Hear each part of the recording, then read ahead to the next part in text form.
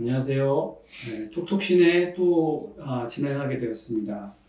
저희가 연평상을 잘 마무리하고요. 다시 이 자리에 왔는데 점점 장소가 연평상 후일담 이야기 궁금해하시는 분들이 너무 많아가지고 예. 이야기 조금 하고 지나가면 어떨까 싶어요.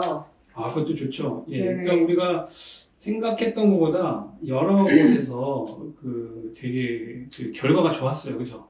네, 이번에 그랬던 것 같아요. 그리고 뭐 의도한 것도 있지만 의도치 않은 것도 많이 좋아해 주셔서 저희가 굉장히 좀 놀랐습니다. 그 중에 하나가 그 영평 시상식 방송이 네이버 나우에서 했는데 네네. 혹시 주변에서 보셨다는 분 계신가요? 주변에는 그래요? 저는 주변에서 연락 정말 많이 오고 캡처해서 저한테 많이 보내는데 그게 그렇게 싫더라고요. 그렇죠. 부끄러워가지고. 찾아보시면 아시겠지만 정재 부모님 고개 푹 숙이고 맞아요. 계속 읽고 막 그랬어요. 벌 서는 것처럼. 쉽지 않으니까. 네, 쉽지 않았어요. 그리고 또 우리 그 배우 손석구 배우님이 또 우리 톡톡신에 우리가 신인 남모상 신인 남모상 얘기할 때 손석구 배우의 그 팬분들이 그걸 잘 연결을 해주셨는지 정말 깜짝 놀랐어요. 아니 손석구 팬분들 화력이 장난 아니시더라고요. 저한테도 제가 인스타그램을 조금 관리하고 있는데 다이렉트 메시지를 엄청 많이 보내셔가지고 막 엄청 어필도 많이 하시고 뭐 질문도 많이 하시고 그래가지고 되게 감사했어요. 그 손석구 팬분들이 저희 유튜브 그 태그도 되게 많이 걸어주셨거든요. 트위터나 이런 데서. 그래서 정말 감사하다는 말씀드리고 싶어요. 손석구 배우가 다른 촬영 때문에 우리 영평상에는 참여를 못 해주셨는데 그게 좀 아쉽긴 하지만 오셨으면 정말 더 좋지 않았을까 생각이 좀 들고요.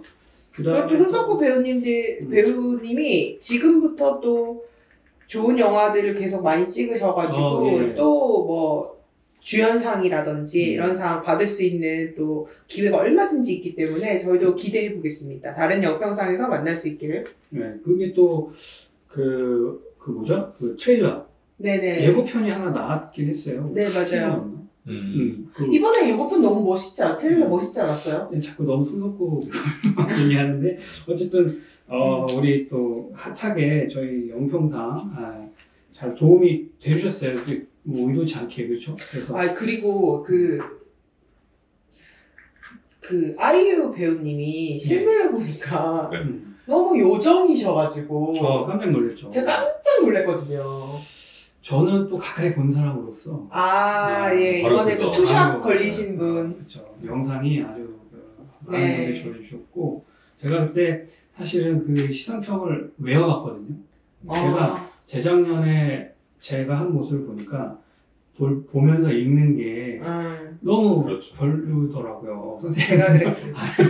아니지만 그래서 이번에는 외워가야겠다 했는데 중간에 까먹었어요 사실. 그런 분 많으세요. 그래서 중간에 좀 버벅대는데 그래도 나름 또 어떻게 또 이렇게 공연했습니다. 아이유 배우님의 수상한 소감도 되게 회자가 많이 됐잖아요. 그렇죠. 그 수상 소감에 또 시상에 대한 얘기를 해주셔서 그걸 두 개로 엮어서 영상이 나오기도 했어요. 너무 감사한 일이죠. 네네. 예, 제 인생에 볼 수 없는 숫자 24,000대 영상이 찍혔더라고요. 근데 그게 뉴스앤TV라는 데서 해주셔서 개인적으로 굉장히 고맙게 생각하고 감동이었습니다. 제가 인스타그램에서 살짝 홍보를 했었는데 그날 저희 이제 테이블이 다 있었어요. 다 아이리스 물들이 있었는데 배우님들 앉아있는 그 원탁에만 삼다수 물이 있었거든요. 혹시 보셨나요? 근데 그게 다른 물병이 이렇게 있으면은 아이유 배우님이 물 마시고 싶을 때 혹시 못 마실 수 있잖아요. 왜냐면 지금 삼다수 광고하고 계시니까. 그래가지고 또 다른 사람들은 거기에 대해서 큰 이렇게 문제의식이 없으셨는데 우리 지승환 선생님이 안 된다면서 우리 아이유 배우 목마를 수 있다면서 직접 삼다수 물 사들고 오셔가지고 거기 나왔다라는 거. 뭐 진실을 밝히자면 그 매니저분이 요청하신 겁니다. 그런 건가요? 네, 그래서 그런 건 저희가 생각 못했던 건데 그런 디테일도 매니저 분이 잘 얘기해 줘서 저희는 그런 게 너무 감사하죠. 실수를 줄일 수 있으니까. 네, 삼더스 보고 있나요? 예, 그러지 마시고. 자, 그리고 정우성 평론가님이 배우 정우성과의 만남을 맞아. 원했었지만 네. 구독이 다른 맞아, 일정이 맞아. 있으셔서 오지 못하셨어요. 네이버 나우도 보셨다고요? 네. 근데 진짜 배우고 싶었는데 정말 평생 너 이름 정우성이야? 이 얘기를 너무 많이 들어가지고. 정우성 배우님이 제가 듣기로는 그 전날인가? 하여튼 얼마 전에 해외에서 촬영을 하다가 갑자기 이제 이 일정 때문에 들어오셨다고 들었어요. 그래서 굉장히 피곤한 스케줄 속에서 오셨다고 들었는데, 그 당시에는 너무 젠틀하게 아무렇지도 않게 그 연평산 스케줄 진행하시고, 끝나고 나서도 잠깐 인사를 하시고 가시더라고요. 그래가지고, 오랫동안 이 스타나 배우를 한 이 품격이 느껴졌달까? 약간 포스가 느껴졌었어요. 그렇죠. 저도 영평을 쭉 해오면서 느낀 건데 배우 톱스타 분들은 확실히 그 인성적인 면에서 확실히 매너의 수준이 조금 다르신 것 같더라고요. 그래서 신인으로 시작하는 배우분들이 반드시 그런 부분은 이렇게 좀 보고 배우셔야 되지 않을까. 물론 우리를 위해서가 아니라 본인을 위해, 본인의 다른 분들도 품격을 다 위해서. 매너가 좋으시고 하지만 그분들이 뭔가 좀 더 몸에 배인 이런 게 있으신 것 같아요. 저는 그렇게 못할 것 같다는 생각이 드는 상황이라서. 맞아요. 일반인들은 하기 어렵죠, 사실. 네. 그래서 스타는 아무나 되는 게 아니다. 뭐 이런 걸 항상 느끼죠. 그래서 네이버 나오러 보시니까 어땠었나요? 진짜 가까이 그랬다. 나중에 봐가지고. 예, 녹화로 보셨구나. 네. 바쁘셔가지고. 네. 녹화로 보는 분들도 꽤 됐어요. 저희가 또 네이버 나우로도 방송을 했지만 저희 그 톡톡신의 여기 채널에서도 방송을 했는데 라이브를 했었죠. 물론 톡톡신의 채널로 방송한 거는 좀 뭐 그 소리 싱크가 안 맞는다는 불만이 나오거나 원래 저희 보셔서 아시겠지만 이 음향이 아주 별로이지 않습니까? 그래서 그때 시상식도 여전히 음향 문제가 좀 있었던 걸로 보였는데 그럼에도 불구하고 많은 분들이 지금 현재는 다시 이제 영상을 새 걸로 바꿨어요. 고화질로 바꿔가지고 지금은 싱크가 딱 맞는 걸로 알고 있습니다. 그렇죠. 그래서 못 많은 보신 분이 분들이 있으시면 못 보신 분들이 있으면 또 나중에 찾아서 보셔도 되고 다시 보기가 가능합니다. 그리고 또 여러분들이 영평에 대한 기대감이 분명히 있다는 걸 확인했습니다. 대부분 좋은 댓글이고 저희는 사실 또 남 앞에서 얘기하는 게 조금 낯선 사람들이잖아요. 강의랑 또 이런 건 다르니까요. 그래서 그럼에도 불구하고 그걸 좋게 보시더라고요. 아니 그렇게 욕먹을 줄 알았거든요. 아니 좋은 말 많이 남겨주셔가지고 전 진짜 감동 많이 받았거든요. 저희 이제 인스타그램에서는 이벤트를 해서 그 라이브 방송을 캡처해서 인스타그램 계정에 올려주시면은 그 중에서 저희가 뽑아서 그 배우분들의 사인이 들어가 있는 그걸 뭐라 그러죠? 책장? 그 영평산 팜플렛을 저희가 보내드리는 이벤트를 했었어요. 그랬었는데 그분들이 써주신 글들 보면서 진짜 코끝이 찡하더라고요. 그러니까 그분들이 정말 그냥 그렇게 중요하게 생각하면서 보실 거라고 생각 안 했는데 그 중에는 정말 진지하고 기대감 있게 보신 분들도 되게 많아서 감동적이었습니다. 너무 감사해요. 확실히 저도 느낀 게 저는 영화평론이 죽었다고 생각했는데 이게 우리의 문제일 수 있겠다는 생각을 좀 했어요. 이분들은 정말 리뷰도 좋고 별점도 좋은데 이런 진중한 평론에 대한 그 목마름이 분명히 있는 분들이 많다는 걸 확인해서 저희 영평상이 다른 영화상들이랑 다른 점이라고 하면 영화평론가들이 왜 이 작품이나 이 배우를 이제 상을 주게 되었는지에 대한 시상평을 굉장히 이제 심도 있게 하시잖아요. 그래서 그 부분에 대한 기대나 궁금증 같은 게 있으시더라고요. 예. 그래서 저는 말을 준비한다고 해도 전문적이지 않기 때문에 막 더듬거나 떨거나 막 이러는데 그럼에도 좋은 말 해줬다고 많은 칭찬을 받아서 정말 몸둘 바를 몰랐고요. 그 가운데도 우리 또 저는 이지은 배우를 시상했을 때 제 시상평에 반응을 보인다는 게 너무 좀 감동이었습니다. 네. 좋았다는 얘기를 해주셔서 다음 시상평도 더 준비를 해야겠다. 네, 안 시켜줄지는 모르겠으나. 그래서 우리 내년에도 열심히 준비하는 거죠. 열심히 해야 되고, 근데 이제 시상평이 쉬운 게 아닌 게 저희가 시간 제한을 두잖아요. 맞아요. 시간 제한을 둬요. 그러니까 이게 또 그냥 놔두면 이 말이 또 하고 싶은 분들이 또 많지 않습니까? 그쵸. 네, 네. 안 내려가시는 분들 있잖아요. 뻘쭘합니다. 옆에 같이 서 있는데, 보셔서 아시겠지만, 수상자와 시상자가 같이 서 있는데, 시상이 길어지면 옆에 수상하는 분들이 이렇게 뻘쭘하게 서 있게 되는 이런 상황이 벌어져서 저희가 그 시간 제한을 두기 때문에 이게 또 녹록치 않습니다. 특히 올해는 1분 안에 모든 것을 끝내라는 특명이 있었어요. 네. 그래가지고 제가 하고 싶은 말이 되게 많았는데 이걸 1분 안에 하려면 정말 빠른 속도로 말을 해야 되더라고요. 사실 불가능이죠. 그래서 제가 읽을 수밖에 없었다는. 그게 인사말하면 한 1분이 끝나요. 그래서 저도 조금 1분은 못 지켰습니다. 근데 3분이었더라고요. 그래서 수상소감 3분, 시상평 3분에서 딱 6분짜리 영상이 나온 거예요. 6분에서 8분의 영상이 유튜브가 가장 좋아하는 영상 길이라고. 오히려 좋았다. 오히려 좋았다. 이런 뭐 자평을 해봅니다. 네, 이렇게 수다를 좀 떨었고요. 아무튼 저희 영평 앞으로 더 공정하고 그다음에 객관적으로 여러분들 기대 부응하면서 평가를 하고 한국 영화의 밑거름이 되도록 노력하겠습니다. 많은 기대 부탁드리고요. 우리가 이렇게 얘기하면 이 토독시대가 아니죠. 우리가 또 2022년 영화 결산. 네, 우리가 또 이제 아무거나 결산할 수는 없으니까 영평은 또 우리 10선이라고 해서 10편을 뽑죠. 네네. 그게 이제 뭐 나중에 영상자료원의 큰 참고 자료가 되기도 할 만큼 건의를 또 자랑하고 있습니다. 요번 영평 10선은 자막으로 해주실래요? 말할까요? 범죄도시 2 하고 또 뭐가 있죠? 브로커, 그다음에 비상선언, 소설가의 영화, 오마주, 이상한 나라의 수학자, 킹메이커, 한산, 헌트, 헤어질 결심, 이렇게 10편이에요. 이게 이제 2022년도 한국 영화의 어떻게 보면 성적표다 이렇게도 볼 수 있겠는데. 흥행 성적표를 말하는 것은 그렇죠. 아닙니다. 절대 그렇지 않습니다. 영화평론가들은 또 흥행만 따지지 않기 때문에 여기 이 10편의 특징이 어떻게 보면 2022년 한 해 한국 영화의 경향을 보여주고 있다 이렇게 말해도 과언이 아닐 텐데 여기에 대해서 우리가 한마디씩 하고 이번 시간 좀 마무리를 하도록 할까요?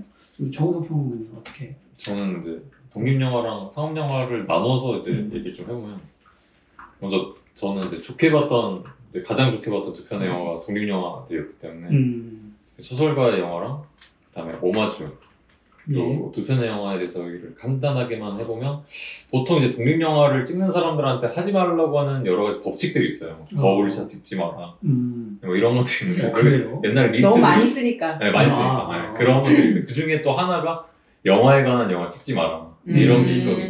근데 이제 오마주가 그런 영화죠. 오마주와 소설영화도 이제 맞아. 영화에 관한 영화로 딱 그 10선 중에 독립영화로 대표적으로 이렇게 두 편이 어떻게 뽑혔는데 우연하게 영화에 관한 영화로 두 편이 뽑혔는데 근데 꼭 한국이 아니더라도 외국의 이제 그런 예술 영화들을 보면 경향 자체가 이제 확실히 이제 다양한 소재들을 하기도 하지만 이게 메타적으로 그냥 영화에 관한 영화들이 좀 많이 늘어난 것 같다. 그래서 그 한국도 그런 이제 외국의 경향을 따라가서 그런 영화들이 좀 좋은 영화들이 만들어지고 있지 않나 그런 생각을 하고 했었고 그다음에 이제 상업 영화 같은 경우는 그 상업 영화들은 다 각각의 소재들이 다르다 보니까 그걸 뭐 하나로 이어서 이제 볼 수 있는 그런 관점보다는 이제 뭐 집에서도 TV가 굉장히 커졌고 OTT도 등장하고 이러다 보니까 영화라는 이 산업 자체에 대한 걱정을 조금 하게 되는 상업 영화에 대한 걱정을 하게 되는 부분이 좀 있더라고요. 이게 뭐 저랑은 상관이 없지만 제가 그걸로 들어간 건 아니니까. 근데 벌 수도 있죠. 그럼요. 네, 뭐 준비는 하고 있습니다. 근데 이제 이번에 좀 있으면 이제 아바타 개봉을 하는데 아바타 같이 큰 영화가 만약에 오늘 잘 될 거라고 생각하지만 만약에 이제 손익분기를 장악하면 아니요 조금밖에 못 넘거나 외면받거나 이렇게 돼버리면 영화 이제 아까 극장 자체가 약간 그죠 극장도 문제고 제작자도 문제인데 이제 아까 정지혜 평론가님이 이제 사석에서 말씀을 해주셨는데 극장 입장에서는 작은 영화들보다는 큰 영화를 만들어서 한 방에 벌고 싶지만 또 제작자 입장에서는 이거 크게 만들었다가 한 방에 망하면 어떡해? 걱정이 돼서 어떻게 보면 영화 산업의 딜레마가 분명히 있을 수가 있다. 극장 입장에 있어서 그런 생각을 해봤어요. 네, 많은 생각을 하셨네요. 우리 정재 평론가님은? 그 영화평론가 10선이 어떻게 보면 저는 뭔가 한국 영화의 미학 지도가 되어줘야 된다고 생각하는 점도 있어요, 사실은. 근데 올해에 독립영화나 예술영화보다는 상업영화가 굉장히 많이 리스트에 올라갔죠. 근데 그 점에 대해서 뭐 영화평론가협회가 꼭 상업주의냐 이렇게는 저는 생각하지 않고, 코로나 때문에 사실 영화 현장 자체가 굉장히 많이 이렇게 위축되었었잖아요. 그런 상황 속에서도 한국 영화를 지켜준 이 제작 환경이나 이 영화인들에 대한 응원이나 지지 같은 것을 저는 좀 느껴졌어요. 그래서 이제 어떻게 보면은 이제 반등할 준비를 하는 거잖아요. 올해부터 시작해서. 그래서 한국 영화가 좀 더 잘 되고 승승장구하고 스태프분들도 그런 것에 어떤 좀 보람된 피드백을 많이 가지셨으면 좋겠다라는 생각이 들고, 영화인들에 대해서 응원을 드립니다. 또 이제 특이한 점이라고 해야 되나, 특징 중에 하나가 조연이 돋보이는 영화들이 굉장히 많았어요. 그러니까 심지어 분량이랑 상관없이 주연과 조연이 거의 비슷한 느낌으로 같이 반짝이는 이런 영화들이 굉장히 많다라는 생각을 많이 했고, 그리고 올해 저희가 기대하고 있었던 것 중에 하나가, 지난해까지만 해도 저희가 10선에 다큐멘터리가 들어갔던 적이 없나? 그랬을 거예요. 근데 이제 저희가 다큐멘터리를 적극적으로 좀 10선에 넣자라고 이야기를 해서 이번에 10선에 그 다큐멘터리가 투표할 때 많이 들어갔었어요. 근데 모어가 거의 근접했었는데 아주 근소한 차이로 못 들어가서 그게 약간 아쉽고, 올해 개봉한 다큐멘터리 좋은 영화들이 굉장히 많았어요. 송환도. 네, 그리고 뭐 왕십리 김종분이라든지 하여튼 미싱탄 여자들이라든지 다큐멘터리가 좋은 영화들이 굉장히 많아서 내년에도 한국의 다큐멘터리들, 독립 영화들에 좀 응원을 많이 드리고 싶어요. 예, 독립영화, 상업영화의 관계가 좀 골고루 좀 안배가 됐다. 안배까지는 아니지만, 그죠? 그랬으면 좀 좋을 것 같아요. 저도 개인적으로 좀 작은 영화, 선생님 좀 뒤로 가야 되겠다. 밀려나셨네. 말해주세요. 네, 그래서 얼굴이 자꾸 이렇게 걸리는. 네네. 예. 뭐 독립영화, 상업영화, 그러니까 영화평론가협회는 결국에는 이런 숨은 진주 찾기, 약간 이런 시각이 분명히 있기 때문에, 오마주나 솔로 영화 같은 경우는 분명히 상업적인 차원에서는 이름조차 처음 들어보는 분들도 많으실 거라고 오마주는 그럴 수 있죠. 그럼에도 불구하고 이게 나름의 그래도 선정을 했다고 저는 생각하는데, 왜냐하면 영화평론가협회에서 또 컨택을 할 때 정말 아무도 안 본 독립영화를 고를 수는 없잖아요. 그렇죠. 그 나름의 그 저변 안에서 그래도 인지도가 있고 좋다고 평가를 받았던 영화들이 대부분 선택을 받는 거기 때문에, 어쨌든 이 상업영화, 독립영화가 어쨌든 쌍벽을 이루어서, 쌍벽까지는 아니지만 균형을 좀 찾아가는 그런 데 저희 영화평론가협회가 좀 일조를 해야 하는 게 아닌가, 그리고 하고 있는 게 아닌가, 이렇게 자평을 해보고요. 저는 개인적으로 간단하게 말씀드리자면, 이게 저번에도 우리 톡톡신에 얘기했지만 역사와 사실, 그다음에 허구와 진실 이런 거 있잖아요. 그런 관계 안에서 뭔가를 자꾸 이렇게 좀 찾아가려고 하고, 근데 여기서 찾아가는 거는 조금 좋은 의미는 아니고, 약간 범죄도시 2 같은 경우에는 좀 생각 없이 보고 싶다 이런 느낌이 있는 거라고도 볼 수 있잖아요. 1000만이 넘어 그렇기 때문에. 근데 비상선언은 그거에 비해서 의외로 굉장히 참패했지 않았어요?